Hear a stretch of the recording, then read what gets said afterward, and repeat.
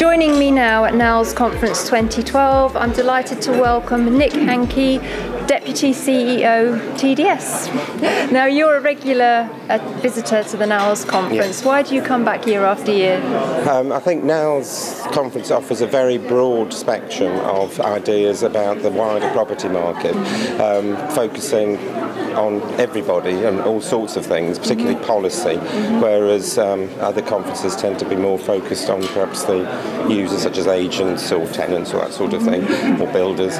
But here I think you get a much wider view of what's going on in the wider scheme of things. Yeah, absolutely. Yeah. And do you think that things come out of the NALS Conference that actually improve the industry going forward? I know, absolutely, because I think it's a good day to sort of distill a whole lot of ideas and things about policies that perhaps you've heard about in dribs and drabs, but to get it all in one fell swoop gives the people that come a very good chance to distill their ideas and decide what they're going to do going forward. And of course it's all about raising standards as well, which absolutely. I know you value and support. That's it. TDS is passionate about raising standards. We do a lot of training for our members, we do a lot of training on adjudication, and we see through our disputes that does work. And it was interesting what Alan Ward said about rogue landlords being such a small percentage, and just over 1% of our tenancies end up in dispute, which shows that most people know what they're doing.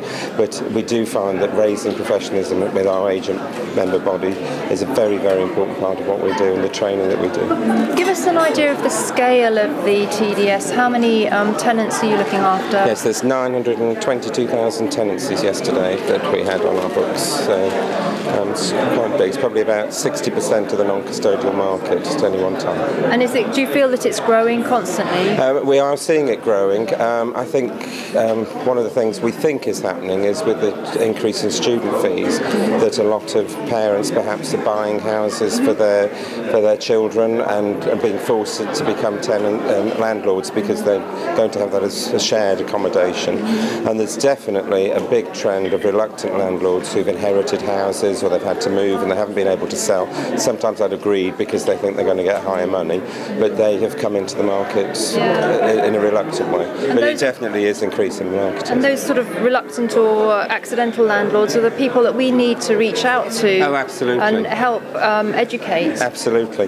Yes, as the Right Move gentleman said, you get people coming in who don't know anything, and it's really quite shocking. And I think that's where we can help with our literature and our website and that sort of thing to make people understand. Yes, because you have case studies and adjudication, I've found that really helpful as a landlord myself. Yes. So thank you for that.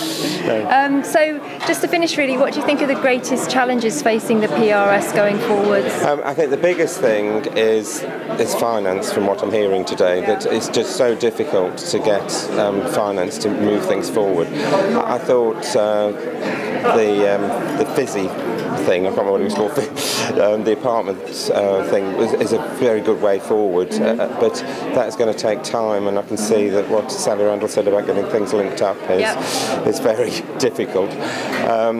But to me, the big thing stopping people will be where you've got somebody that's on that cusp of 3, 4, 5 houses, who's professional, knows what they're doing, and is in a lifestyle choice. Should I become a full-time professional landlord or should I just stay? Is going to be stopped because he won't get more finance because that's it. 3 or 4 is all they're prepared to do. And I think that is a big, big problem. And I think it's rather sad the banks haven't realised how important housing is and haven't brought into this whole problem with the shortage in housing, 500,000 houses behind plan.